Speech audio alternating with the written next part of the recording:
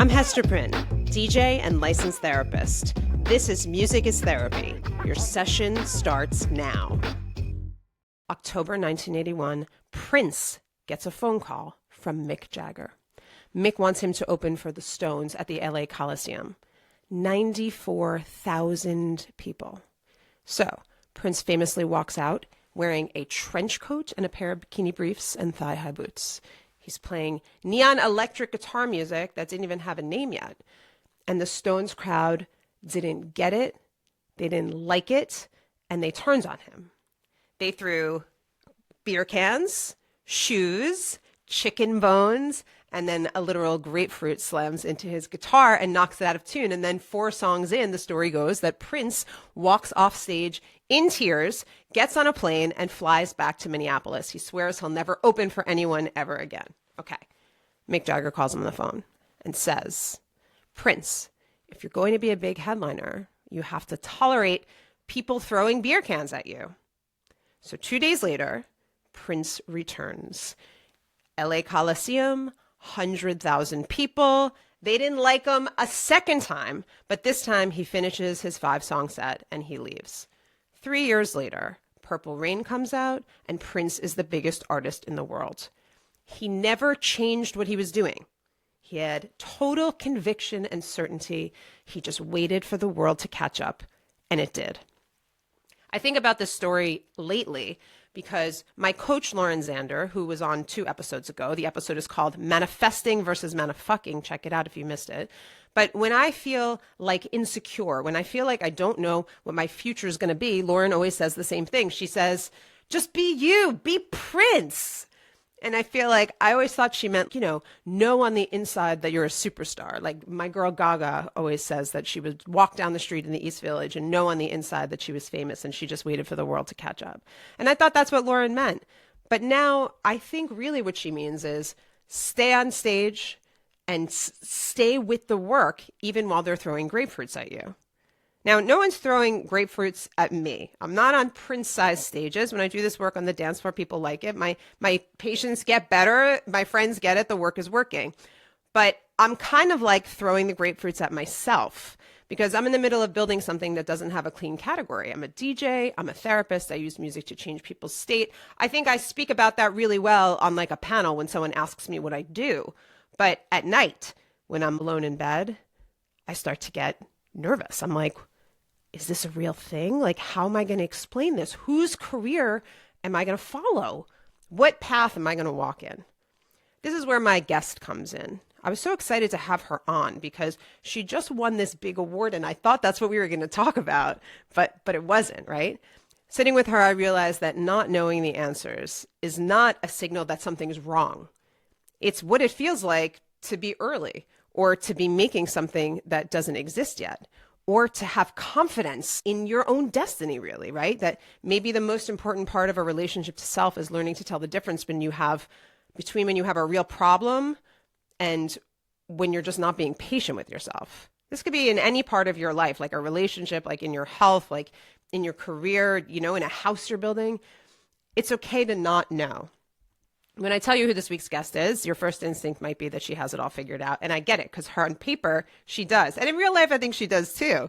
Nayeema Raza is a journalist, a filmmaker, and the host of Smart Girl Dumb Questions, which just won Best Emerging Podcast at the iHeart Podcast Awards. A huge deal. She was at the New York Times. She was the on-air executive producer of On with Kara Swisher.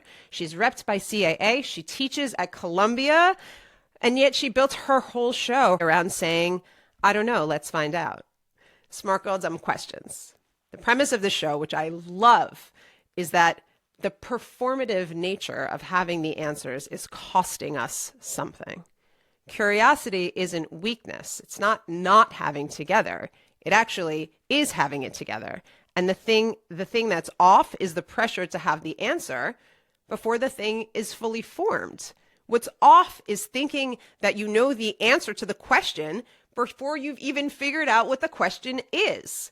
That is exactly where I'm trying to live in my life right now. So now it's your turn. Where in your life, what's the thing that you wish you had the answer to right now? please email this to me. This is like a real question, not a rhetorical question. I really want to know.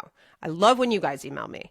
My address is musicistherapypod@gmail.com. I love how I said that. Musicistherapypod@gmail.com, right? But I want you to email it to me so I can like hold it for us, so you can externalize it and we can normalize this idea that there are places in our lives where we wish we had the answers, but we have to ask the questions first. Now, even though this month is about relationship to self, one of the things Nayeema talks about a lot in our conversation is community. And that's the theme of next month in April. Next week, I'm joined by Diallo Riddle, who is a showrunner and the host of the One Song podcast. He's also a sometimes DJ. One of those times is that when we met, we were DJing together, which is a really cute story. He maybe is my soulmate, and we got to really gab about music a lot in the next episode. So I think you're going to like this one. And also, my birthday training last week was totally epic, and I'm going to do another one in April. So stay tuned for that. But first, I want you to enjoy this conversation with Nayeema Raza. I really love speaking to her, and I think you're really going to like this one. Take a listen. We're new friends. We are new friends. How did we meet? We met. How did we meet? Well, we met when you came to something I did at the Comedy Cellar. That was the first time we met. That's right. Yes. What was that? You did a... Thankfully not stand up. It was not stand up. How many times have you done that? And what is it? Just tell us what it is. So I have a podcast called Smart Girl Dumb Questions, and sometimes I do live recordings of stuff, and sometimes I do them at the Cellar. That particular one was a live recording of a debate for Open to Debate, and it was about masculinity. Yes. And so it runs on NPR. It's, you can get it wherever you get podcasts, but I'm also starting to do some live tapings of Smart Girl Dumb Questions at the Cellar. Oh. It's fun. It's like, it's got a lighter vibe. It's like my style is a little bit more comedic, although I am not like a stand-up girl. But Did you ever do stand-up? Ever? No. Did you ever want to? I've dated some stand-up comedians. How many stand-up comedians do you have to date before you become one? I've dated one and I haven't become one yet. Oh, sad. How many did you date? A couple. Anyone we know? Maybe. So you're not a stand-up comedian.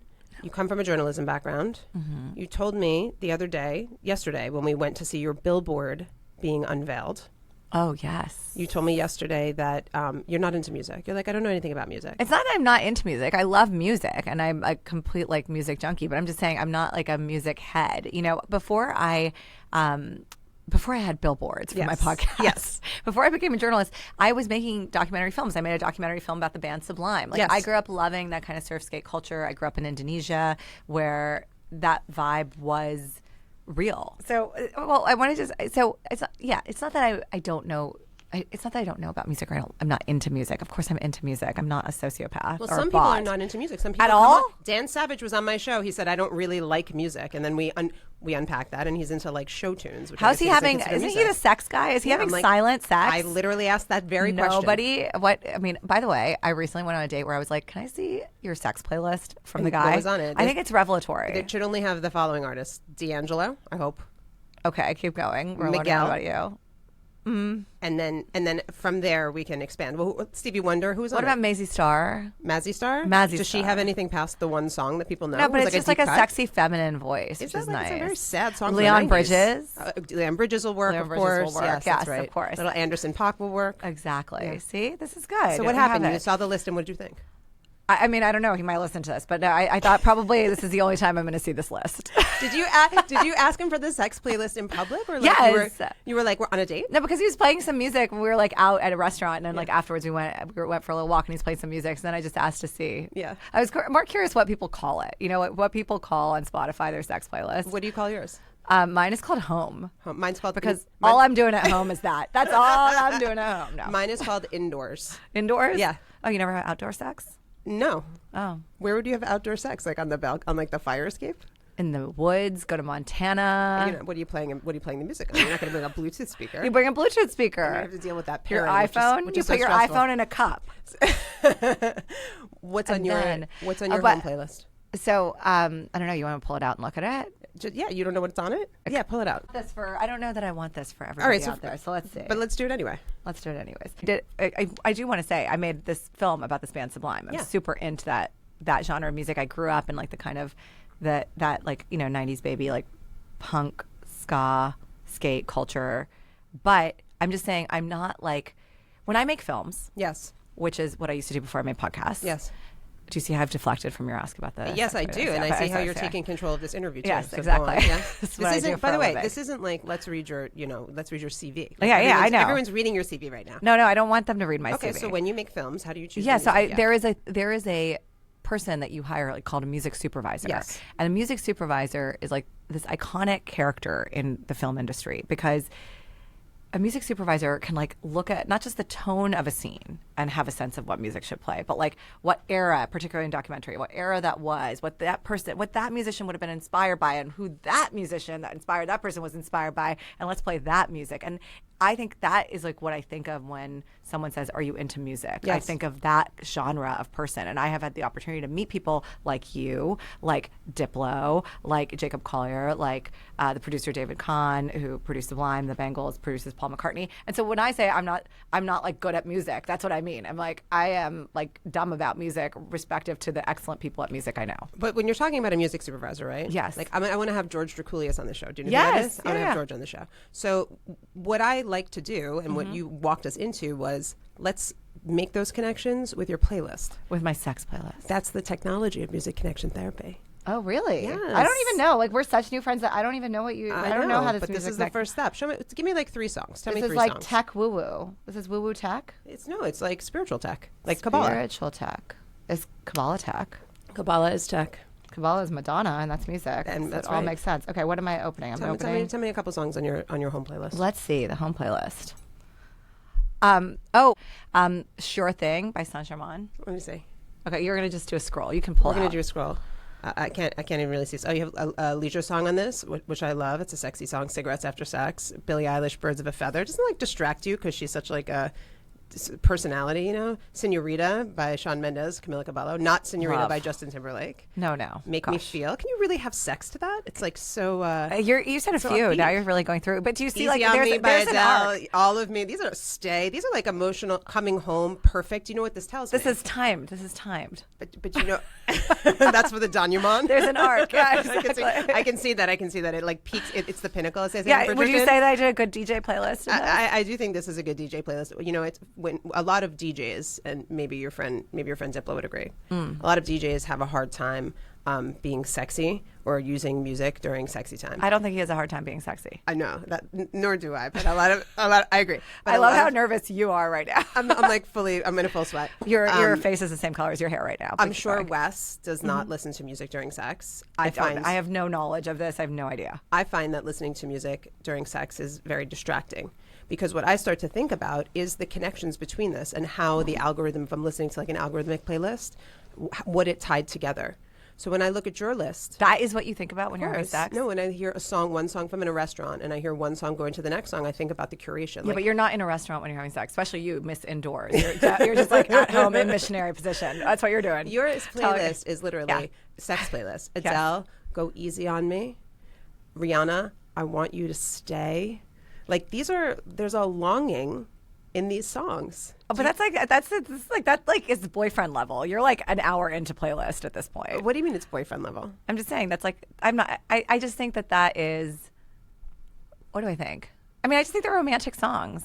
Really? You think those are like breakup songs, I feel like? I don't know. I don't pay so much attention to the lyrics as much. Oh, well, I guess I do. Those songs to me feel like Rihanna's "Stay" is about a breakup. Oh, it's a breakup from. it's about a longing. All those songs are about like a longing of like understand me and like hold me and like accept me. Yeah, but not the beginning. Not like "Walk on the Wild Side" or whatever. I didn't see the beginning, and not the Janelle Monáe "Make Me Feel," but Yeah, sometimes you Janelle got to Monáe. warm people up before they get somewhere. So like I'm trying to take you somewhere right now. Oh, okay. Let me ask you a question. Yes. You ask people questions as your show. It's the one big question, and then you kind of like explore it. It's awesome. I love it. Right. Thank you. You're welcome. What's the difference between like you the person and you like the smart girl, dumb questions girl?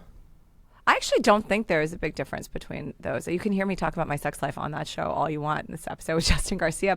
I reveal that my first boyfriend had a foot fetish and how that complicated things for my second boyfriend, who was like, "Why is your foot near me at all?"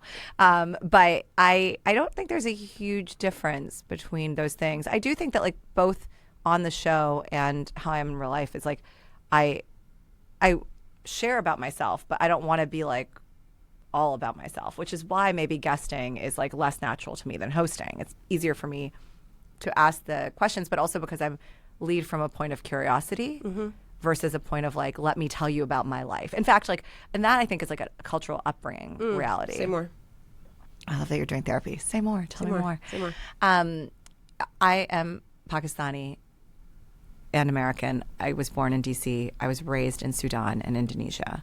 My dad was at the World Bank. So I grew up in all these like cultures that I wasn't really from. And that made me super adaptable. It also made me super curious. It also gave me permission to ask a lot of questions and not have to assume knowledge, which I think our modern life has. Yeah. I also grew up in like a more collectivist culture. And so one of the ideas I explore on the show is like this kind of hyper individualism that we live in the Western world. Like I will say, like, for example, like I think therapy is amazing and it has provided so many benefits to people, but I didn't grow up in cultures or households where people had therapy. Sure, of course not. Yeah. And actually when I first was like, oh, I want to do therapy, I was like, well, talk therapy, that seems like so indulgent. Like maybe I should just go do hypnotherapy. And I did, and I fucking loved it. Yes. What would be like indulgent about talk therapy? Because even when I'm with you here, Yes. like, I feel like I love that you came here and I love that you're talking to me. And I have like a million things I want to ask you, but I'm just following my curiosity, which is different than yours in that like what makes me curious is like the energy between me and other people, like the nervous system. And I feel You feel it from too? you. Yeah, I feel it too. I love it. Check out the sex playlist. But what I feel from you is like you're so smart, you're so well spoken, and you can like tie it up so much more beautifully than like anyone I really listened to on air. Besides when I was on live radio, which is a different thing, but on the podcast, you can tie the things up. You can like make it come full circle. But like, how do you go deeply within yourself? How do you like sit still? And when you say that talk therapy feels indulgent, that's like what I take from you saying that. Does that make sense? I think that's how I started. I have since had an evolution, to speak of coming full circle, where I have done talk therapy, but I don't do it on a continuous basis. I do it more interventional, if that makes sense. What has helped you? Like, what helps you? I've done 3 different. I'm thinking about your question also about the sitting still. Like, I haven't felt like I have done that recently. I think I put it in one of the. I don't know if you were in this chat, but a lot of people showed up yesterday to come to this billboard thing. Where the show was put up on a billboard by a platform, by Spotify, and which was amazing to see. And so many people showed up, and they showed up on time, and they were really present, and they stayed late. And this morning I sent a note to some of those people saying, I feel like I've been so obsessed in this like this 1 year of this venture of doing the show. I'm 40 episodes in. It's like, it's hitting the ground, it's running, it's like doing well, but I've been so in it. And there are so many wins. And I also feel like I'm a little bit like, oh, is it working? Like, it's gotta be bigger. I feel like a hunger, a fear of failure, a fear of like needing to keep going. Yes. Or the like momentum will stop, right? Yes. It's like so much of the show is tied to me. So like this full ownership of like not just the editorial but the business side, et cetera. It's very different than when like I worked at like a company at the New York Times or whatever, and I'm producing someone else's show that they're the face of. This whole thing feels like it's me out there exposed for your judgment. Yes. And I think particularly my social life, I've been bad about like showing up on time, staying through, being present fully. And I'm in the process of hiring up my team specifically so I can do that. But the sitting still after yesterday was like what made me get to that. When you sat still, so I was there and I got the text, right? Yeah. So when you sat still yesterday, like I asked you when I saw you, we took a really cute picture, which I'll put in the notes of this, right? But I said to you, like, Do we look hot? Only put it if we you look look so hot. Okay. You look amazing. You're wearing like a Gucci thing and all the things. Okay, it's fake. It's a Fucci. Yeah. It's a Fucci. It's a Fucci. Yeah. But I asked you, like, how are you feeling? Like, are you present? Are you feeling the win? Yeah. And you were like, I couldn't even, you almost like couldn't even like focus on the question. Yeah. And so when you got home and you sat still for 2 seconds, like, how did that feel? And I'm asking you this, Nayeema, for everyone who's listening, because everyone, myself included, and maybe you too, has this idea that like when you win, when you get the thing you want, you won this big award, which we're going to talk about. When you get the thing you want, like it's going to be you got there and you feel good and you feel better. And I always ask people who come on my show, what does it feel like to win? Because it's always very surprising. And so I want to know what that felt like for you. I just felt like, one, I didn't go home right away. I stayed with some friends. I did some shots, whatever. And then like I went to the gym. And it was only after I went to the gym and I got back that I felt like all of the nervous kind of energy, like the nerves in me had like worked themselves out physically. And then it felt good. I'll tell you, like it's like it feels good to have great things happen to you. I feel super lucky. I think a lot about my father who passed away, and I'm like, oh, I wonder if he can see me. And I feel kind of like a 6-year-old girl. You know what I mean? Like, this is so cool. Like, this thing happened. I never thought this thing would happen. I'm seeing it for the first time. And so I love that. But it's really about like, how did it happen? And how do you do things? And I don't want to like sound like it's not like I'm like doing Smartless or, The Daily. Like, I don't have the world's biggest podcast yet, but I think it is hitting traction. It's getting success. It's getting momentum. It's getting bigger. And those wins are really like a cumulative process, I think, of what the grind I've put into it, which is rewarding. The grind, the like motivation other people and love other people have poured into me for me to pursue that, and the hard work of people who helped me make the thing, right? And all of that, it's like, that feels so exciting. And it also feels like, again, this is a collectivist in me, not the individualist in me. It's like, oh, feels pressure to deliver for these people.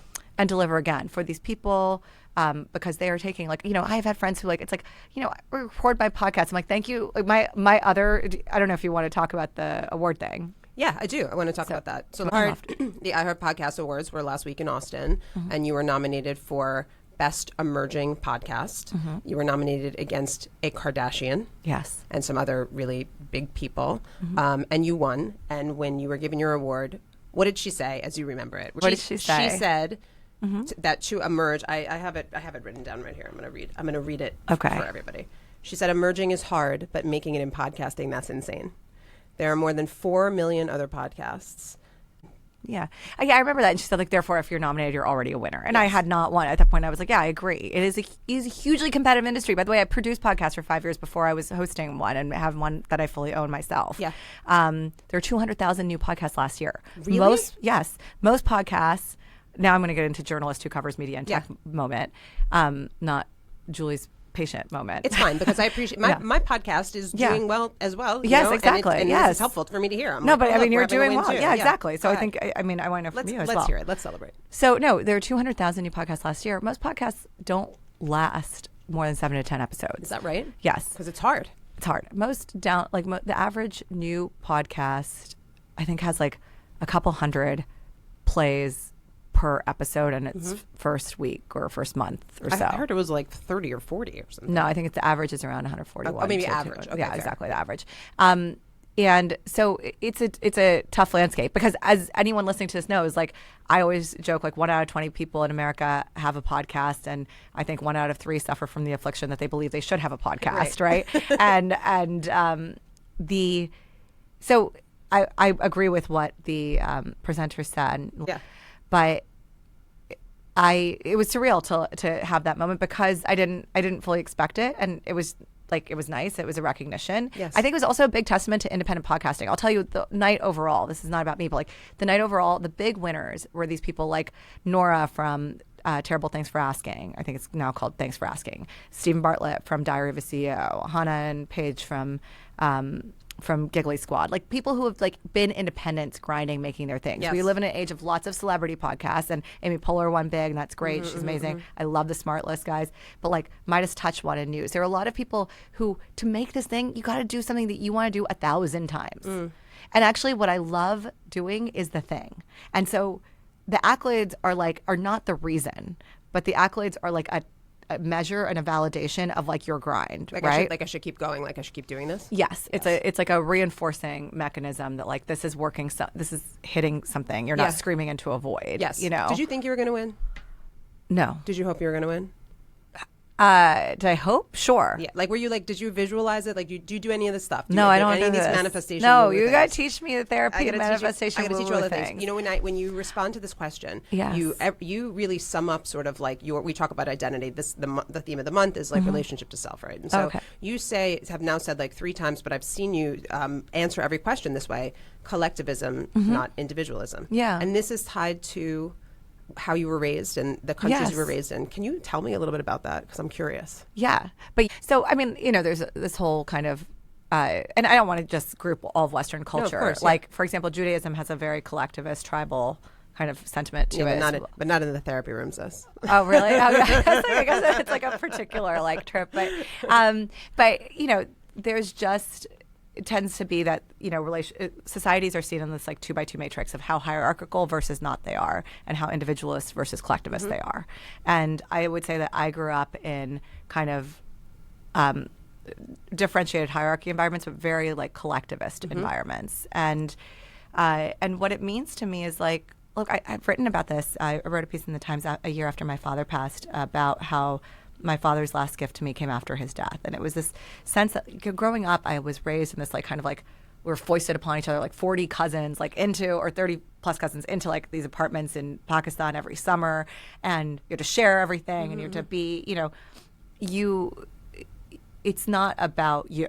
Like, it's just like the life is, it's not about you. Yes. You know? Yes. In modern society, it's about you. It's like, does this feel authentic? Can I have boundaries? Like, and for me, the idea of like having a boundary from my parent is like, is unimaginable. Right. Because just the culture in which I was raised has like a certain,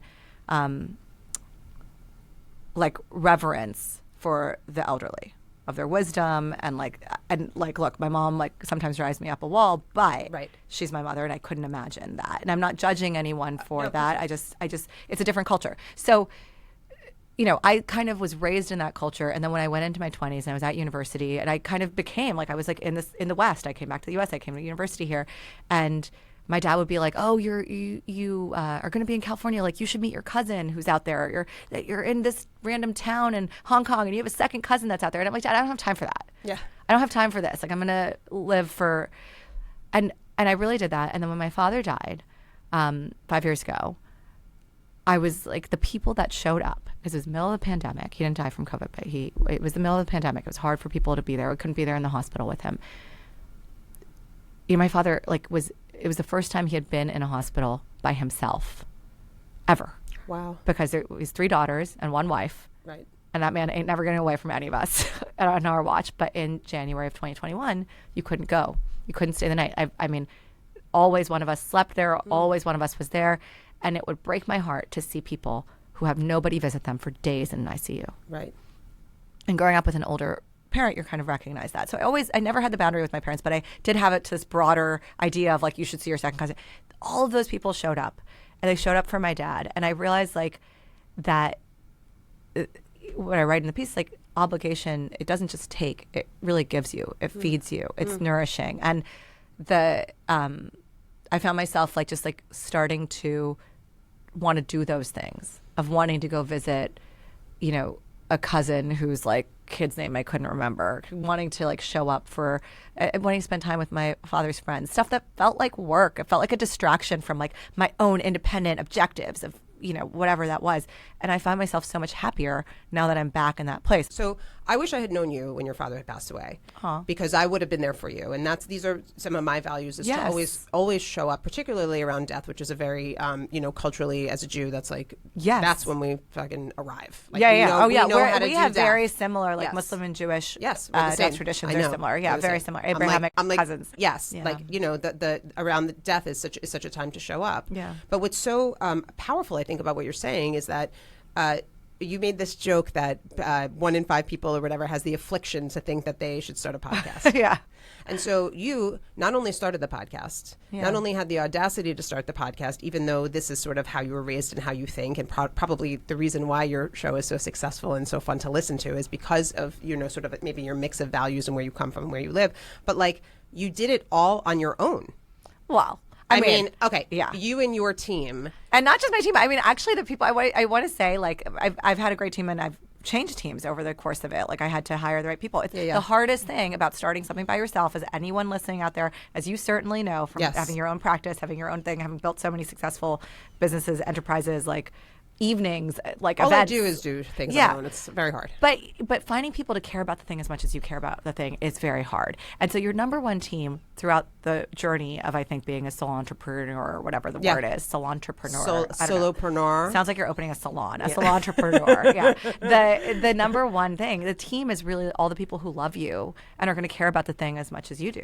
It's like the people who encourage you to do it, who, by the way, that was, for me, it was also people who listened to me on other people's shows and heard me and wrote in and said, I think you should have your own show. It was like CEOs. Like I remember Mark Benioff tweeted this thing where he was like, oh yeah, I've never had a more difficult conversation with this. And I know it's because of the producer, Nayeema. And that was when he was interviewed by Kara Swisher, who was producing at the time. And that was like really encouraging to me. So it's all these people who give you the idea, and then it's the people who really show up for you during it. So it's like my rich friends who let me use their apartment to film in, my lawyer friend who like reviews the contact, my friend who's a publicist who shows up to me at the event and pretends to be my publicist pro bono. So you know cute. what I mean? Yeah. That is like your family team, right? That they're not compensated. There's no reason. They're showing up because like you care about each other's successes and you know how hard it is. Yeah. And I think, look, I had that sense. I never was like a boundaried person. I always showed up for my nuclear family. I always showed up for my friends, my chosen family, what we call in the West. But like there is something about like the ancestry, and I'm sure you know this because you're a little woo-woo and spiritual. It's like that idea of all the people that came before you in your life that made it possible for you to be here, like epigenetically, like created you and how you are, that I have more reverence for. And it's like a lesson that I didn't heed from my father in the kind of like last 10 years of his life that I really kind of take to heart now. Which that you're speaking for everyone who came before you, or what is the lesson? The lesson is like you are not some fucking island. The lesson is like, and you're not an island of your own. You're not an archipelago of your own creation. Yeah. You have an obligation to the people who are not just came before you, but came around you. The people that like, it's like your second cousins, your family, whatever. Like, and they have pride in what you're doing, and that's a beautiful thing. Like to feel that connection to people. It can feel manufactured. It can feel like a chore. It can, and I think we've been taught to kind of cut ourselves off from that it's like a depletion. Yes. But I think it really feeds you. This is so interesting and so exciting to talk to you about this, because essentially, like when I wanted to ask you, listen to all my questions. This will tell you everything you need to know about me. Ready? Here we go. We're being revealing everything. Okay. And here's my sex playlist. Everything you need to know about me. What did it feel like to win? Did you think you were going to win? All my lower self. What did it feel like to win? Did you think you were going to win? Did it sink in? Did you want to win? Where did you get the audacity to do it? Well, Why do did you want to think you win? could do it? What do you think all my shit is made up of? It's so obvious in how I ask you this. And so the question, you're not answering my questions. You're teaching me something. Well, really? No, yeah, really. Yes, really. You're teaching me that, like, and my that coach, individualism that you have in that, is that the lower self? Articulate what you mean by your lower self, because you're the therapist. I don't want to do your job badly. No, you're doing my job beautifully. I'm really a DJ, first and first mostly, as Bobby Bottles says. What you're teaching me, like what's happening for me, and I'm articulating it because it's probably happening for people listening too. When we are trying to, whatever spiritual tools we're using, when we're trying to manifest like the $1 million or like that boyfriend or like the win. Yeah. I have all the stuff I want, and I have a man and I have a kid. Yeah. But I want success. I want to win, and I never know when I win because I get something else. I do something and I get a big win, and then it feels bad because the whole remains the whole, right? And that's what it's like for a lot of people, and that's not what's motivating you. No, I don't think that's what's motivating me. No, and I feel like the not. win. Yeah, I feel like the win feels like a win. But you're telling me the win feels like a win, yes, and it feels like a win in a different way than I think if we're looking for external wins to fill a space. As I have been, then we're never going to feel like we won anything. Yeah. But I think like all of that is like, where does that come from, right? And I think like one of the real, and I've learned this through therapy, one of the things, and look, I don't have perfect parents, and I didn't have a perfect upbringing by any choice, by any like imagination. I had a mother who really was ill. I had older parents. I had a lot of anxiety and upsetness about that, about like that decision to have me like so late in life, and like what my life was like as a result. So there was a lot of stuff, but I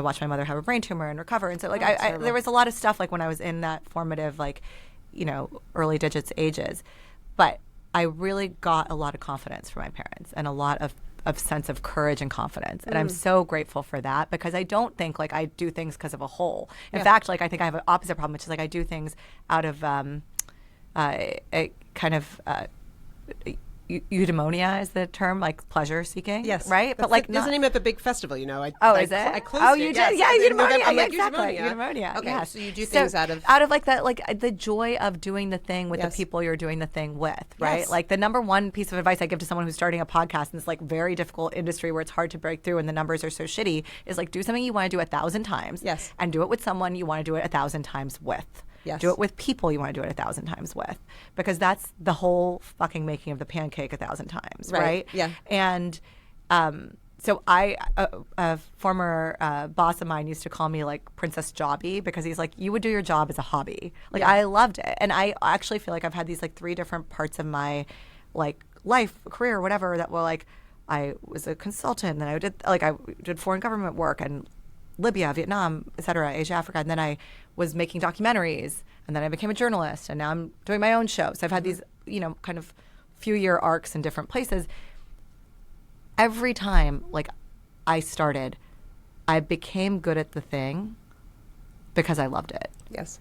And after a few years of doing it, I loved it because I was good at it. And that was, like, my signal to move the fuck on, because I wasn't it's like that joy of, like, I would have paid a ticket to an amusement park to have my job at the New York Times, where I got to go to the opinion section every day, got to sit in the editorial board meetings, like got to see how this sausage was made inside this thing. It was so illuminating. I learned a lot about how I think about about how to have a kind of consistent worldview, about what cracks there are, about topics in the world.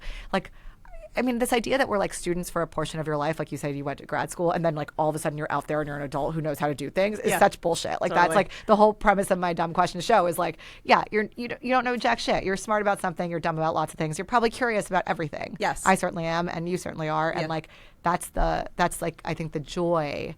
That's like my number one joy. Yes. I love what you're saying, and what I'm hearing, right, is, and I've heard this from other sort of like spiritual people in my life. And when I say spiritual people, I mean, you see how I live my life. I'm not rolling with like the most woo-woo, like I'm rolling with like cool people who are spiritual. And Julie is very cool. I'm not woo-woo. All your fans should know you're very cool. Thank you very much. But what you're telling me, and what I've heard repeated before, is that like, my friend Tegan from Tegan, Tegan and Sarah, they're a Canadian band. No. My friend Tegan's like a rock star for real, and they had a record. Should I add her to the sex playlist? Her sex playlist is probably killer. She's going to come on. Could she share it? I'll ask her all about it. I'm sure she's slaying in that sex playlist.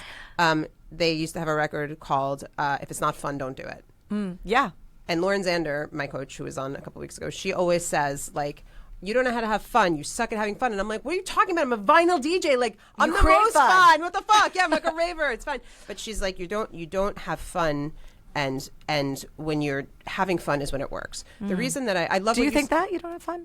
I think that I know when I'm having fun, and it's not the times. I think my fears get in the way of having fun. But what is fun about doing this show? The reason I like doing this, and I liked doing it on live radio, and it was a different thing, obviously, but I like connecting with people. Yeah. I love talking to people more than really anything. And it's like this conversation, like I'm learning so much in this, and I love to be able to have like a platform where other people can learn from you, because I think that, no one really knows how to be happy. Not no one. A lot of my patients and a lot of my people and people who email me on this show. I think it's very hard, and to stay consistently happy all the time. No, like, it's an up and down, but nobody really knows. I think a lot of people, like you said, like you're in school and then you're an adult, and a lot of people are kind of shooting in the dark. And so I like to talk to people and be like, what works for you? And you and I have very different backgrounds, and that's the best thing. Yeah. And so, and I can see how sort of like the the meta, the like high level of our cultural differences have served you in your life. I'm sure mine have served me in my life in some way. For sure. Like, I'm like being afraid of everything. It's certainly, I thank my culture and my heritage. No. But yes. I love on your show. I love that you did this episode around like science and like, why should we care? Yeah. Also, like, why should we go to Mars? I was like, why we go to Mars when everything is like broken at home? I love that like my guests like Neil deGrasse Tyson and Bill Nye and like Casey Dreyer at the Planetary Society are like, what? Like they probably talk to people who like love space all day, every day. I went to see Project Hail Mary, that movie that everyone's talking about. I don't even know what it is. It's a sci-fi film with Ryan Gosling. Okay. That sounds great. Yeah. Other Ryan with a hot wife, Eva Mendes love. Yeah. And yeah, I was just like, this movie is too long. Yeah. The science movie is very long. I kind of feel like every movie is like a little. I'm kind of like, can you do this in 20 minutes? And I go see a lot of shows, and like, Yeah. unless I like really, really love a band, I'm like, I want 20 minutes. I feel like 20 minutes. 20 minutes is how long it takes to drive anywhere in LA or Long Island, and it should be the length of literally. My podcast is 3 times as long, and my sex playlist is like 6 times as long. I don't know what you're gonna do. Right, I don't know what's going on in your sex playlist. Let's talk about music. Yes. So you don't know anything about music, which is completely ridiculous. You made a movie about Sublime. I don't know. I'm relatively dumb about music. I don't think so. I probably know more about music than I know about science, but I know less about music than I know about international politics or fine. whatever. Whatever. You know what you're putting it on a sliding scale. Let me be the judge of this. When you feel like, if you need to feel something, you put on a record to feel that way. Like you put on a record to get ready to go out. You put on a record to be sexy. You put on a record to feel like a winner. Yeah, I mean, a record makes me sound like I'm like living in the 70s, but yeah, I put on a Spotify song. What do you put on to feel like a big winner? To feel like a big winner. Yeah. I don't know. I might put some like Bruno Mars type shit, some Mark shit. Ronson, like you know, like a little like happy kind of music. Yes. To be productive. Yes. I play. This is crazy. Like, I think when I was in college, I like discovered the song Mr. Jones from the Counting Crows. Mr. Jones. And this song is like from way back when. Like I think I like this. That's So I probably discovered 93. Yeah, so I discovered this song like 13 years later. Okay, like it's like the kids. We went to your friend Alan Light's talk about how like all the kids are discovering The Fleetwood Mac record. the Fleetwood Mac. So it was like me. I was like discovering this song, Totally. and I loved Mr. Jones. I love that song, and it's like so a feel good middle of the road record. well. I loved it. I love the lyrics of it. I love when he's like, he was like. Mr. Jones was talking to some blonde-haired girl, and I turned to Maria, like the Spanish dancer, and it had the sense of like me. I'm not like your typical. That was a kind of thing I grew up with, feeling a little different, like feeling like the beauty ideals of like the '90s and aughts have been like this like kind of blonde whatever woman, especially from the countries I grew up in, which ironically are full of not blonde white women. Right. But that was a thing, and so that song kind of I think that lyric spoke to me. Beautiful. I love that. I then. Like, but I put on that song on repeat. Like, Mr. I will Jones? bizarrely, and I can like I can like write you like I have a book proposal to. I should just like write that book. I just listened to that 140 times on Really? repeat. If I play a song where it just becomes like water, it's just there all the time. Yeah. That's when I can be productive. Playing a playlist or even like a radio or like of the genre, like what you do. Yes. Every single transition will like. Well, what is Change what your you mood. were Yeah, of saying? Will course. change my mood, or will change will lose my focus. So if I really want to be focused, I take one song and I just play it over and over and over again, really like play- a crazy person. Did you really play Mr. Jones 140 times while writing your book proposal? No, I haven't written it, so like I'm saying I gotta do that. I haven't written the book proposal, but I'm saying like that is the kind of thing that I would do. But I have certainly played it like 33 times on repeat while writing something. Yeah, of course. I love how your musical taste, Bruno Mars is like, when you DJ like a corporate event, Yeah. I do a lot of corporate events. Yeah. Like there's a certain type of man at a corporate event. Yeah, where a top 40 fan. It's not even it's like a cool guy in advertising.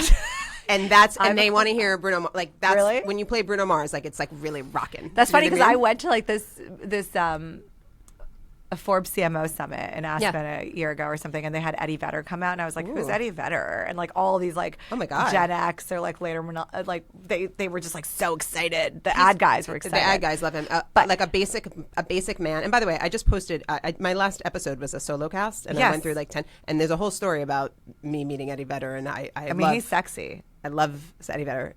Smaller man than maybe you had expected. Yeah. But a I don't know. wonderful He was man. up on stage. I wasn't next to him. Whatever. so, The yeah. ad bros love Eddie Vedder. That's Yeah. right. And the finance size bros, does not matter if you're Eddie Vedder. and this finance bros love Eddie Vedder too. Yeah. Bruno Mars is Yeah. obviously an amazing talent. Yes. An incredible songwriter. Incredible. Yes. I also I love like house music. Yes. I mean, I like, I'm a kid of the club generation. Yeah. Like, I love, but there's something about the music of Green Day, no doubt, Sublime, that genre of music that like is so speaks to me. And when I made the documentary on Sublime, what I loved, which is not out, annoyingly. Yeah. 'cause Where is this? it played at Tribeca in 2019. Was funded in large part by Universal Music or by Interscope Records. It was funded by them, and I think I don't know. I gotta write to Interscope and see, but like they have a kind of scripted film in development, so they're working out how to package everything, et cetera, et cetera. What was the angle of it? What was like the story? It's a character story. I mean, everything I do is a character story. Every episode of the show. I mean, everything you do, everything we do in life is a character story. And like, as I think it's Leo Tolstoy. I think it was Tolstoy who said there are two types of stories: man comes to town, or man goes on journey. Right. I mean, now you can make it chick as well, but whatever. But was it about Bradley? It was about Bradley. Or wasn't about you and Bradley? It wasn't about like how I discovered Sublime living No, in Indonesia. I'm not a character in it. I'm like I'm just a producer, a writer on it. Like, and it's a documentary, but it's written and edit as all documentaries are. Yeah. But it's about the journey of his life. Like what made him. He's almost like the Siddhartha-like character, like kind of Herman Hesse. Comes from something, wants to live in squalor, seeks out that kind of chaos. Is that right? I didn't know that about Bradley Noel. Yeah, it was. And what was wild to me is like I didn't know because like in the 90s in Indonesia, like I'm watching Carson Daly on MTV, right? On MTV Asia. Yeah. He's the DJ. And like I love Sublime, but when I bought that album, which was posthumous, that was the first time I heard of Sublime, the one with the big iconic tattoo on his back. And he passed away. He'd already passed away, but I didn't know that. So I only like learned that Bradley had died many years later in life when I was like, why don't they have another album? I have to. How does like a kid in Indonesia get obsessed with like California surf culture? Well, I think I went to international school, so there were quite a few Americans and Australians. There was a big surf scene, like Bali, like right. So that's surf, right. Like there's a huge surf scene, and that was the music international. Yeah, and it was just what was cool at the time, like. Yeah. Dookie was cool. I mean, like Dookie was cool when we were like, I was like Dookie. A single digit number. Like I remember being like, maybe I must have been like, what, 8? I don't remember when that album came out, but I was like a kid. And I remember walking around the house being like, I talked to a whore. She said my life's a bore. And my dad's like, what? What are you talking about? I don't even know what these words mean. You know? But that's the kind of it was in the culture at the time. So music is like that. It's like water, right? It just is osmosis. It just seeps in. You want to hear a funny story that one of the Beastie Boys told me? Tell me. It's not even my story. Adam Harvitz told me that he met Billy Joe at something. And Billy Joe was like, if you're ever like in town, call me up. And that was right when the what was the record called? Is the record called American Idiot, or that's the show? Yeah, American Idiot. Yeah, when American Idiot came out, right? So and the book, I did a book or something on it. I don't remember, okay, but it has a lot of hits on it. You know, it's when they really became like pop. And so Adam messaged Billy Joe, was like, "Yo, I'm coming in," and he was like, "I'll pick you up at the airport." So he like gets to the airport in L.A. Rolling up the thing at LAX with his end and a cardigan, and Billy Joe picks him up. And he's like, we're going to stop by the studio. And Harvitz is like, okay, cool. And so they go to the studio. And this is how he said it to us, because he told me this in a recording studio. And he said, we were in a room this big, probably as big as this room. And Billy Joe said to Adam, just have a seat. And he sat on the floor, like right in the corner. And Billy Joe stood here. The 3 guys in Green Day set up.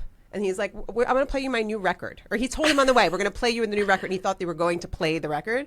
And he sat on the floor and they played him the record, top to bottom, like staring just him acoustic, like dead in the eye, and we're like, what? No, not acoustic, plugged in. Oh, plugged and in. We're like, what do you think? At every song, they were like, what do you think of that? Do you like that? Do you think that's cool? You like that?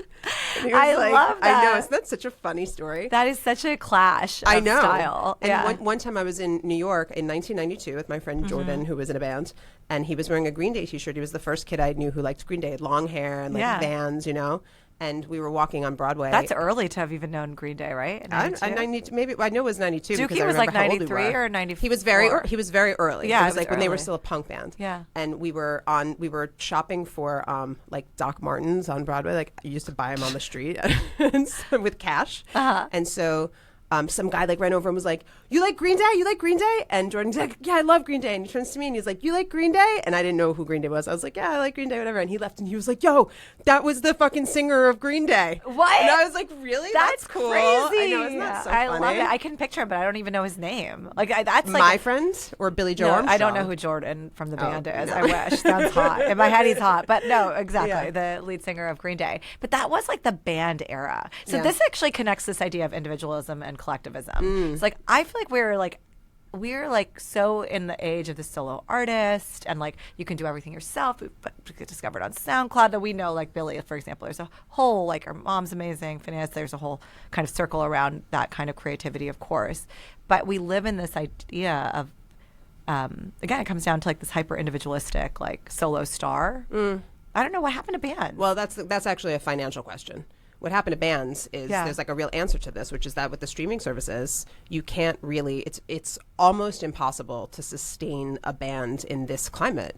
And because you can record on your own, like there was a time because like you have to share the revenue. because there is no record sale revenue. Yeah. It's So you have only to share like touring those revenue. tiny residuals. And there's across no so many revenue people. on tour for a long time, and they used to give you tour support when you sign a record deal. When I signed a record deal in 2002 or whatever. Okay, so the pie is smaller, so you can't cut the pie. It's not even the pie doesn't happen until you have a career. Yeah. By the time sort of like your podcast, by the time you can get a piece of the pie from a label, because they don't make money selling records, they make money on stream. By the time you can get a piece of the pie, you don't need it anymore. You understand? Yeah. You have to come to the table with so much before you can get a piece. And so it's so expensive to sustain one person on a career like that, let alone 4, 5, 6, 7, right? But back in the day, to make a record, like the records that I really loved. It was hard to make. It was. It was. I mean, if it would just been one guy on the floor playing a song with a fucking plug and guitar, it wouldn't have sounded as good. Well, first of all, you had to learn how to play guitar. Yeah. You had to know how to play an instrument, and then you had to know how to play well, and then you had to find people around you, as you did, to champion you and support you, and you had to find the way to pay for the studio, you know, and no doubt we all saw that like behind the music. Remember when they would go to the studio after work and whatever, you had to do all of this. You had to play music on an instrument, and then it went in the box, went on the computer, and you could play it on an instrument, but it didn't have to be perfect. And you could sing, but like, you didn't have to sing. There was a time like fucking Robert Plant had to sing. Yeah. You didn't have to sing. You can now then auto-tune it, That's like, right. like all that. And now you can layer it. You can just be the same it's person. a You're playing whole- 18 instruments, then you just put it all together. Right, and you borrow can someone do it else in your playing an room. instrument. You can do AI it. You can AI it. You can do it in your room. It doesn't mean it's a different art. I don't think it's like You can do it with 0.5 people. you can do it with no people. I don't think it's like less artistic. I really don't. But I think it's a different craft. But to a band's like, where is a band in this? You know? I actually have that same. I was listening recently to this conversation on Colin and Samir's show. These great creators who do a show for creators, and they were interviewing a guy who does this AI podcast. It's just like It's get 1 million downloads in 1 or 2 in a couple of months. I want to say over 60. It's a daily. It's 60 episodes, fully generated by AI. It takes all the Epstein information, it puts it into a AI system, it fact checks itself. It has like a QA system to test the music. It mixes itself. It engineers itself. It uploads itself. What do you think of that? I was thinking, how would I look at it if this guy hadn't been grinding it out in media for like 5 years, trying to be a storyteller in different ways, as a writer, as a maker, and so for him, like I had a lot of compassion because I'm like, okay, but if it were like a corporate coming in to do a thing, I would have a problem with it.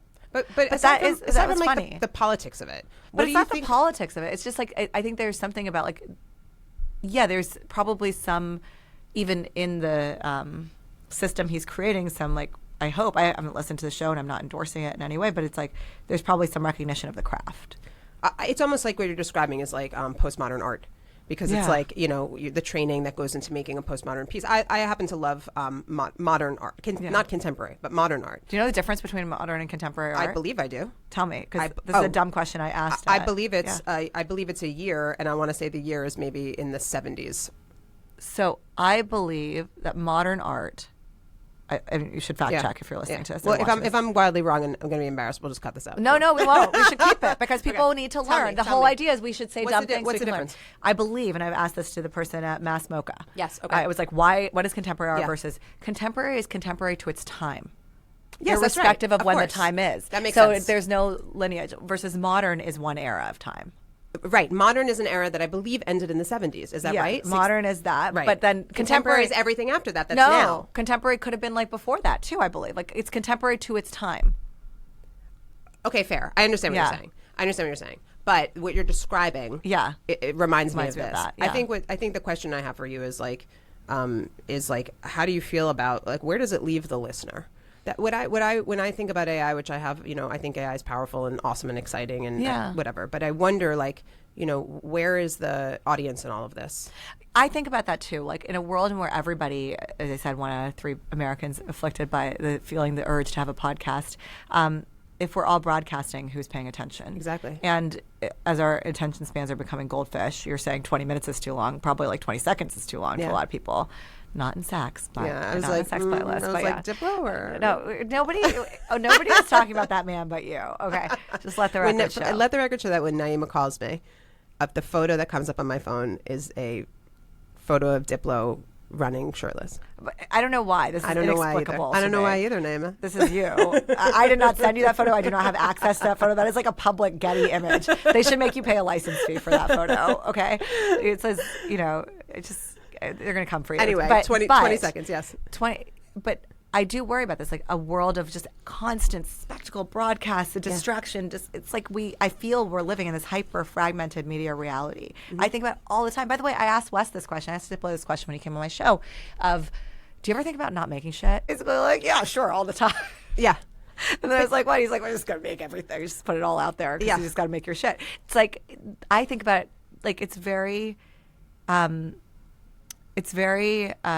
a gift to be able to put something out in the world, but as the costs of doing that, the barriers to entry become so low, even though the barriers for scale and success remain high in every industry, but Absolutely. the barriers to entry have certainly come down. I think it doesn't mean that everyone needs to jump through that gate. You got to feel, and by the way, I think about this, like I almost, like last summer, I was thinking like, do I want to keep making this thing? Like, is this working? Is it hitting? Is it landing? Yeah. Like, but I was kind of a grind. I didn't have the right team in place. It felt like I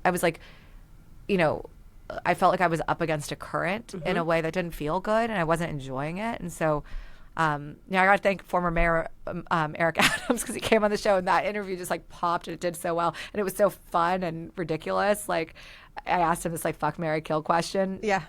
I was like, I'm going to make it PG. He's like, I want no PG. I don't want no PG. Eric Adams, like, please. I was like, I don't think you want to fuck Cuomo. So like, he's like, oh yeah, PG that. And anyways, he ends up giving this bite that went viral. But then also like Zohran Mamdani, the new mayor of New York, cited it in his inauguration speech. And so like it carried on till then. But even around that time, it was in the New Yorker. It got picked up at CNN. It was newsmaking. It was funny. It hit the culture. He told me like, if I couldn't find a boo in New York, it's me. Like, I asked him why dating is broken. So it was just like a fun interview, and it reminded me of why I like to do the thing. And I was like, I'd been like cutting myself up into the business and the tech part of it. Like, how do we make this thing? And I was like incrementalizing myself to the point of zero in making this thing that I cared about. And I was like, I just got to put my full anchor in the editorial, and like who I want to talk to, what I want to talk to him about. And I came out like guns blazing in October with season 2. And like that is what's allowed the show to kind of like rise and ride. I put away a lot of concerns. I found people who cared about it, took the time to really find the right team.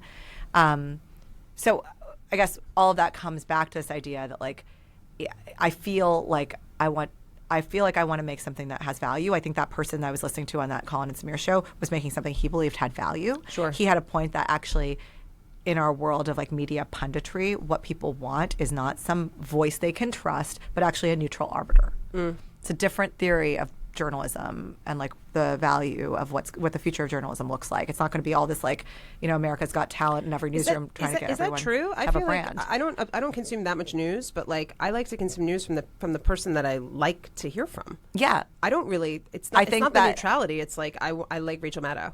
Yeah, I think that's great, and I also think it's challenging because I like Rachel Maddow too. There is amazing journalists, but if you only want to get your thoughts from one source, it's like being in a search query where I think the psychological term for this is what is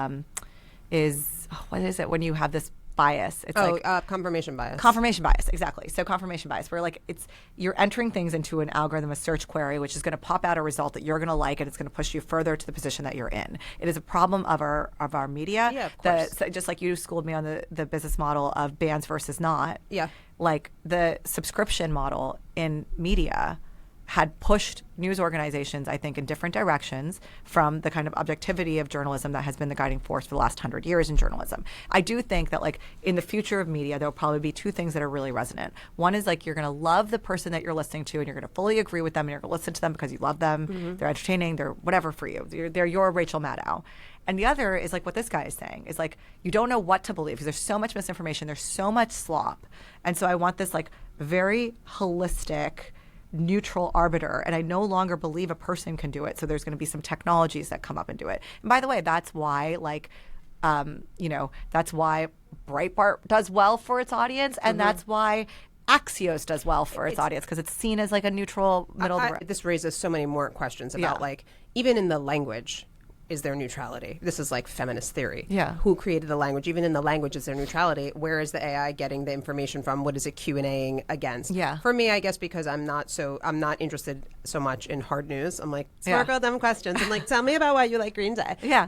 But But when I look to a news outlet, which is very rare, I'm really, and I don't really even watch Rachel Maddow. I just like her. Yeah. I'm really looking for the connection. I'm really looking to settle my nervous system. Like everything is scary in the news because that keeps us watching. So I want somebody like Ted Koppel in 1985 who's going to be like, yeah. But I can see, of course, that that's not neutral. But I don't go on the news to see the news because I almost believe that nothing is neutral. Because if you travel overseas, you see that nothing is neutral. Nothing is neutral. But also, I think that like someone's probably going to create an AI Ted Koppel or Walter Cronkite and bring you back to those days. And they have that. They're leveraging that existing brand and they're building a business and the voice around it. And all the things. Exactly. Like I don't know. Let's watch CBS comes out with this tomorrow or something. But I think back to the question of like craft and what I think. There'll be new art forms. Like we don't know what's going to happen. I don't know enough about artificial intelligence to know where all of this is going, but I think that there's something I love about Europe, which is a little bit more collectivist than the United States. There's something I love about like the idea that you could choose to become a guitarist if that's what you really love to do. And you can like have your health care and you can get an education and you can study philosophy and you can go do this thing. And I know it's anathema to the American dream mentality. In Canada too. In Canada too. They'll give you money to go on tour. You can actually be a band. You can be a band. That's why so many great bands came from Canada, by the way. I didn't know early that. 2000s. Yes. Have you read this book? It's Michael Azrat, this book. Our band could be your life. Our band could be your life? Yeah, have you read this book? I It's haven't. Scenes from the American Indie Underground, 1981 to 1991. I read it during the Sublime thing. Beautiful stories. It's all about band culture and like there's so much drama and there's so much personality. There's so much content in being a band, by the way. God, a lot more content than being an individual solo artist. Well, you know, the thing that I really feel like I'm chasing forever and ever and ever is when I was in the band with the girls. I was in this band with my friends. When I was in the band with the girls, like we had so much fun. We had so much fucking fun, and we made art together, and it was the best thing, and it was so hard because it was such a grind. Like being on tour for so long was such a grind, and we did so many things. It was such a grind. But the part where we were in the studio together was really fun, and when I was on the radio, it felt like that, and it was really fun. And being here with you, it's like this is just one conversation, but it feels fun to sit and live talk to you and make something together. Yes. And I really miss making art with people. I'm a DJ. It's like it's the most like do it yourself. You know, literally do it on your own type thing, but we have like the group chats of all the DJs and like we share, you know, records, and I curate for like a famous DJ that I always curate for, and like we have some of that connection. But I really, really, really miss that. I just want to be with people so much more than I want to like consume the crap coming from my phone, you know. Speaking of your TED Talk, that's what I took from that. That's what you took from it. But also I think it comes down to this again, like individualist collectivist thing that has become the unknown outcome of this episode, maybe, like as we're talking about.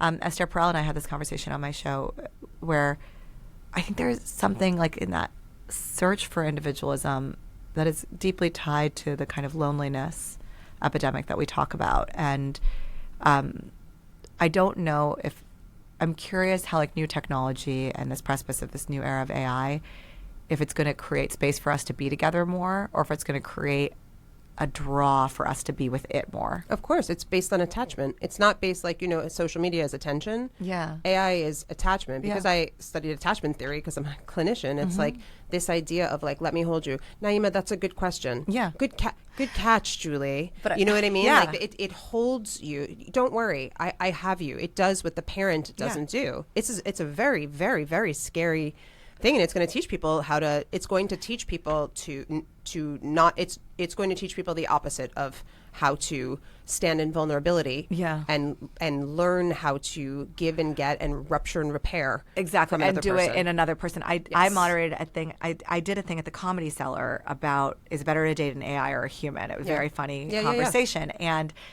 in that conversation, that was what was so striking to me. Like, even though many Americans are reporting being in relationship with AI, like many people around the world are, that is a one-way street. Like, they might be thinking about the other person as it relates to them, but like they're rarely checking in to ask your chat daddy what its day is. It's a one-way street, but it satiates you. Oh, yeah. It's in a way that listening to music does not. And that's why it's dangerous. Like, let me say this. A band could change your life, right? Yeah. Bands have changed my life. My whole life is being like the lonely kid and listening to, you know, I grew up listening to Hot 97 here in New York, and those DJs, some of whom I know, they were the voice, they were the dream, and now I listen to music when I feel lonely. Now you're that. How now cool. I'm that. So right? you are winning. I'm winning. But and now I'm that, and a lot of us, and I'm sure you too, listen to music when you feel sad, when you feel lonely, and it feeds you and it fills you. But it does, that is actually a one-way experience. Music. When you, doing it with music, and it chemically it's inside. It does not feed attachment. You can love Eddie Vedder, but it is not changing your nervous system the way that AI will tell you it's okay. You know what? Good catch. You made a mistake. You're not alone. Take a breath. That's how AI speaks to you. And what that does is it settles your nervous system.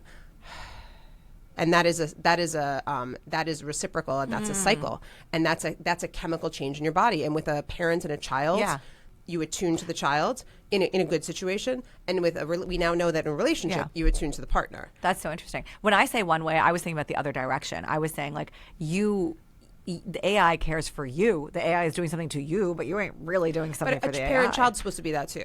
The parent is supposed to care for you and respond to your cries. Yeah, I might call it Chat Daddy, but I don't think it's my daddy. It sounds like it is. I'm like, it sounds just like your daddy. That's This conversation is incredibly interesting to me, and I can't figure out how to tie this into real talk.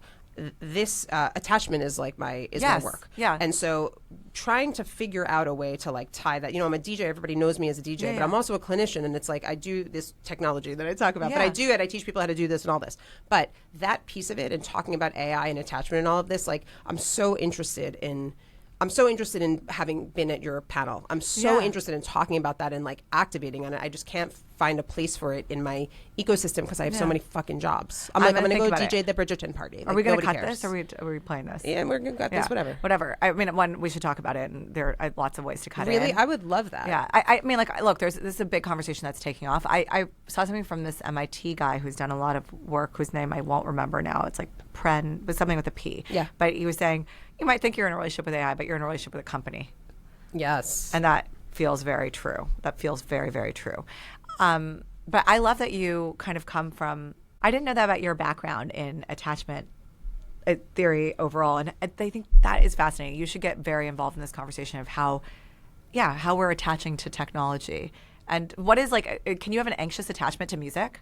Maybe we can, by the way, I know we got to roll, so let me ask you a few questions. Can I ask you some smart girl dumb questions on this show? Fuck yeah. Okay.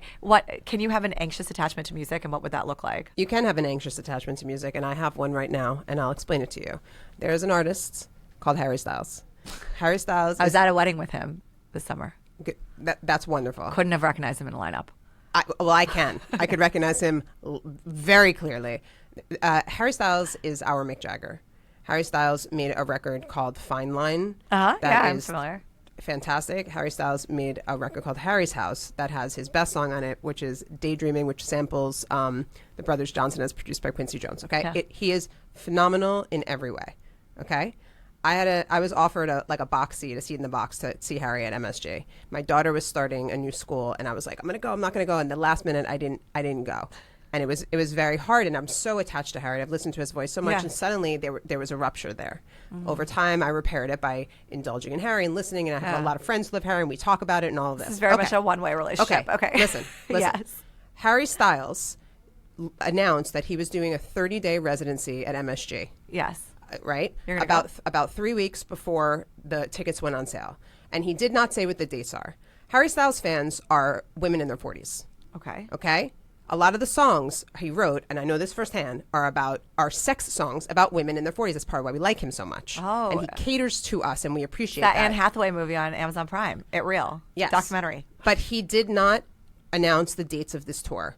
And it was very, very stressful for those of us. Then he announced the dates like this. He was like, here's the dates. It's all 30 dates. And you had to sign up for the pre-sales. So I was able to get into 6 pre-sales. And I told Spiro from my old band, I said, you come up here for your birthday. I'm going to pay for everything. I'm going to take you to Harry. We're going to have the best fucking night ever. And I went into 6 pre-sales. I'm an adult woman with like 6 jobs. I don't have time for this. Yeah. I went in, and I'm going to go with a client who's going to take me whatever. But I wanted to buy tickets and like go to the show. I went into 6 pre-sales. 2 on the first day, 2 on the third day, 2 on the 5th day. By the time I got into the pre-sale, do you know how many tickets were left? 0 at any price point. So you can't go? I'm going to go with a client. 6 times I went in and I gave of myself. I would have paid anything for these tickets. I went to give of myself, and I was like shut down. So you're anxious, but you're not anxious. I You're saying feel that Harry's I have avoided. been- It sounds like Harry's avoided. No, it sounds like Harry is fucking with us, and to to put a cap on this, and that's what's causing me to feel anxious attachment. I don't know who to trust. Now, there's a little show called Bridgerton. The overlap, the Venn diagram of Bridgerton fans and Harry Styles fans, it's like a certain type of like basic bitch or like spicy bitch in her 40s loves Harry Styles and loves Bridgerton. We were promised a hot, heated rivalry, like bisexual love triangle season of Bridgerton. That's not what we got. Okay. We got like the most basic season of Bridgerton, and Bridgerton people are supposed to be like hot and cut, and it's like it's sex and balls and like a little bit of ye old English. And this season was not. Benedict Bridgerton was like a pasty alcoholic. It was like a story plot line. It was a story plot line. There was like a who's watching Bridgerton for the story? I've never watched Bridgerton, but I feel like nobody. Because there was no sex. The maids went on strike, and I feel like what happened was to those of us who love Harry and love Bridgerton, it was like a 1-2, and we were fucked up. Okay, we were fucked up, and it's like when Harry's record came out, which by the way is fantastic and giving so much Robbie Williams. When it came out, my friend Alan Light, who you came to, Alan texted me because he texted me when all the pop records come out. He's like, "What do we think? Give me the review. Give me the first review, and then give me like the third review." And we're like two little kids, you know. And I was like, I don't feel safe right now listening to this album because of how much Harry has put me through. And my friend Spiro, I was like, yo, the amount that like Harry is demanding from us emotionally at this time of like Bridgerton, like I'm not feeling this. Okay. That is an anxious attachment to a record, to music, to an artist. Yes. Because he's not being consistent, and it's like I'm giving, but he's not. I can't. I don't know, and it made me nervous. And now it's like I almost like I got over it, and like I'll go to the show, but like I didn't enjoy it. I didn't enjoy a relationship that I felt very safe in. I'm sorry for your loss. It's fine. I work it out, but I didn't enjoy. I previously felt very safe in this relationship, and I don't anymore. Yeah, I don't know that you should have earlier on. I don't know if like I don't know if the what is the clinical term for delulu, but I feel like I'm not a trained therapist, but I appreciate you sharing that, and I want you to breathe. This, by the way, is what dysregulation looks like. So when you ask, like, can you be anxiously attached to music? Like, in me telling this story, did you hear what my voice was? It's no, like, I know. You're so upset about this. This is, but you put a lot of investment into it. I feel like we've got to send this to Harry Styles. You've got to get you one more ticket. I'm going to go with Spiro Spiro has to go. But, like, honestly, you don't have a seat for Spiro now. Whatever. You abandoned Spiro. I have enough people that I'll get tickets to the fucking show. You're avoidant to Spiro. Harry's avoidant to you. Like, the whole thing is bad. I wanted to participate in a different way, and it's not what was offered to me, and it didn't have to be that way. Okay. And now I'm anxious around it. Okay. And it's unsafe. I'm going to ask this one last question because this has been a complete pod hijack. You can ask a few questions and I'll give you short answers, okay? Yeah, short lightning round to get out. No, but I think that's good. You asked me a question that was very triggering. Okay. Let me just say, and this is now a full Smart Girl Dumb Questions podcast takeover of Music as Therapy with DJ Hester Prin. I'm going to just wrap us out because you are dysregulated. Yeah. You cannot be in charge.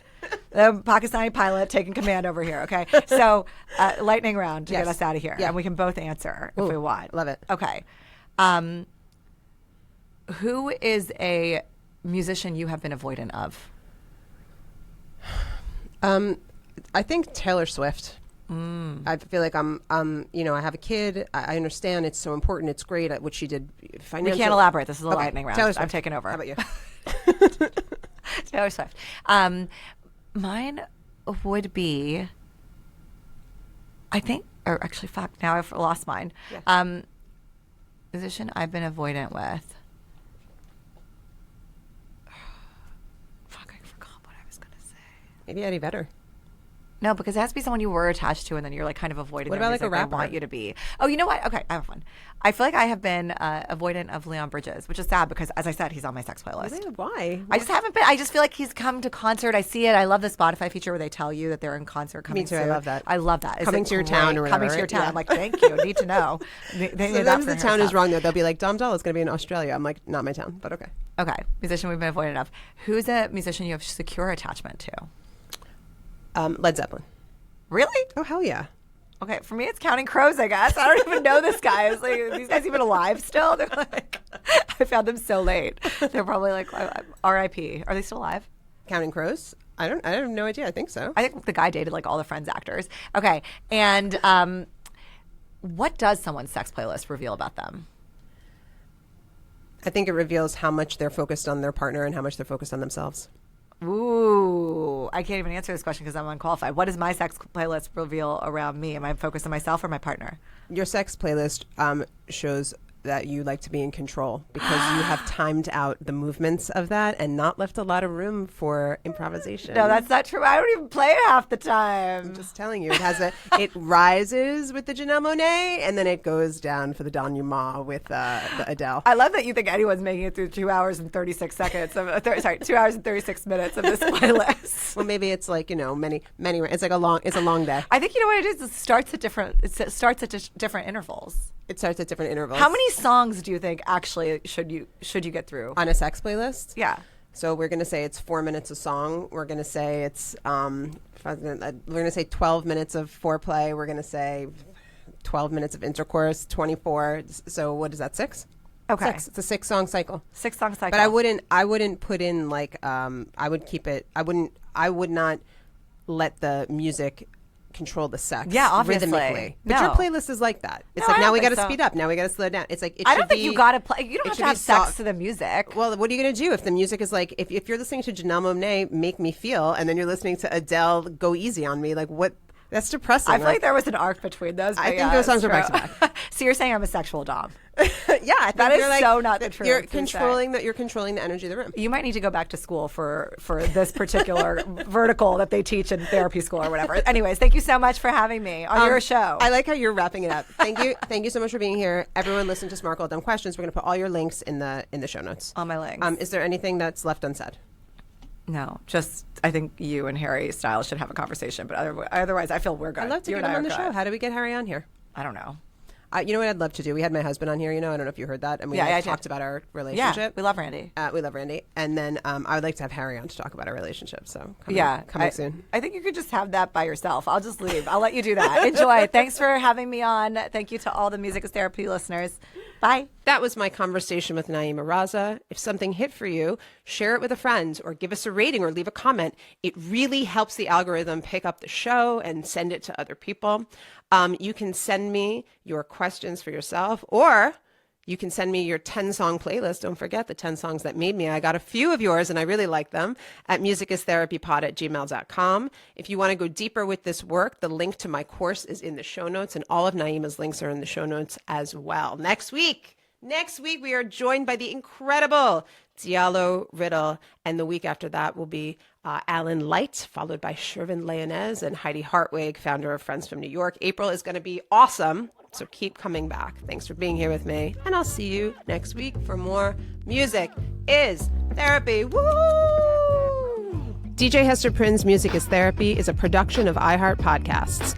I'm your host, DJ Hester Prynne. Our executive producers are Marissa Bramwell and Jonathan Strickland. Our associate producer is Jonathan Klopp. Our marketing lead is Allison Cantor-Grabler. That's it.